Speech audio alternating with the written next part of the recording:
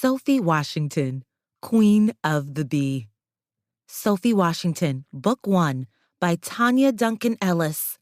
Narrated by Patrice Williams.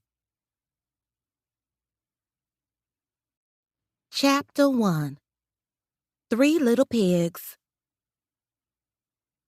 In fairy tales, everyone's wish comes true. Jack gets the goose that lays the egg. Cinderella finds Prince Charming. Pinocchio becomes a real boy. My happily ever after is much simpler. I want a pet goldfish. I don't think that's too much to ask, but my parents do. For the past year, they have been putting me off every time I beg them for a pet. I'm allergic to cats and dogs, says Mom. There's no way we could keep a furry animal in the house. Well, what about a fish? I ask. I don't know if you're responsible enough to take care of a goldfish, Sophie, says Dad. You might drop the bowl and get water all over the place. For a 10-year-old, I am very responsible. If you forget about the time my brother Cole and I had a water fight with the sprinkler in the garage, or when I tied Cole up to a tree to keep him from tagging along with me and my friend Chloe, I'm a model child. I get good grades in school. I'm nice to my friends, and I help out in the house when Mom and Dad ask me to. Today, I'm making my dream come true. I'm going to convince Dad to let me get a pet goldfish. I march toward the kitchen in my pink and white polka dot pajamas and lime green fuzzy slippers.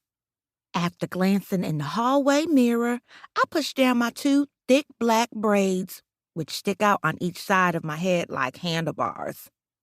Good morning, I say to my mother, who is busy in the kitchen making my favorite breakfast of bacon, eggs, grits, and homemade pancakes. Since Dad is not up to hear me beg for a fish again, I make my way to the family room to watch a recording of a television show I taped during the school week. Cole rushes into the room before me and grabs the remote control from the end table before I can reach it. Get back, I yell. He turns on Video Rangers, his favorite TV show. Then he puts the remote control under a pillow, sits on it, and passes gas. Ew! Give me that remote, Cole, I shriek. You knew I was getting ready to use it. Mom!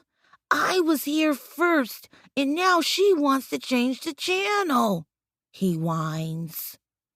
Turn the television off, and you 2 go get the newspaper and pull the garbage can up to the garage, says Mom, shaking her head and pouring more pancake batter into the skillet. All this arguing is going to make me burn breakfast.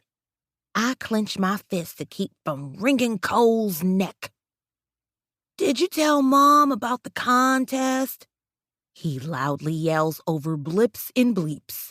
He is playing a Video Rangers cartridge on his handheld video game now that the television is off. What contest? Asked Dad, entering the kitchen. Oh, it's nothing really, I say. Just something Mrs. Green was talking about at school on Friday. It's the big spelling bee, and they want all the kids in the 3rd grade and up to be in it, pipes up Cole. Mrs. Green said she hopes Sophie signs up since she's such a great speller. That sounds like a wonderful opportunity for you, Sophie, Mom says. You are really good at spelling. Sign up first thing Monday morning, says Dad. Maybe we can start you studying this weekend. Did they give you a list of spelling words? I need to check my backpack, Dad. It's out in the garage, I say, trying to change the subject. Come on, Cole. Mom told us to get the paper. Why can't you go out to the driveway by yourself? He complains. We're not even through eating. Go help your sister, Mom commands.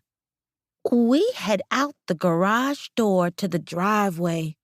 You are such a tattletale, I say, nudging Cole once we're out of earshot. Why'd you have to tell Mom and Dad about the spelling bee? He elbows me back. Then we both stop in our tracks. 3 hairy pigs are running around our front yard. One scatters when it sees us. The other 2 squeal and head in our direction. Ah! I scream, then run toward the garage, pulling Cole along with me. The pigs double back and run off. Our front yard, which was once a smooth carpet of green, is now filled with jagged, overturned tufts of dirt. If I hadn't seen the animals, I would have sworn Cole had hopped through every inch of grass on his pogo stick. Our yelling brings Mom and Dad outside. What happened? I ask, pressing as close to my father as I can get. He whistles. Our lawn's been attacked by a wild boar. Wild boar? I exclaim. They dug up our yard looking for grub and bugs to eat, Dad explains. Food's probably been scarce for them because we haven't had a lot of rain. There was hardly any rain in Houston, the city we live near, this summer. The plants that wild animals that live near our neighborhood normally eat didn't grow, so they ate bushes, flowers, and even attacked small family pets for food. I noticed that the pigs dug up some of our neighbors' lawns, too. What are we going to do about the grass? I asked Dad. Will the pigs come back? We'll have to have it replanted, Dad says, shaking his head. This happened with one of our neighbors down the street, and they put a special sensor in the yard to scare the hogs off. With all the excitement, I missed my chance to ask about a pet goldfish.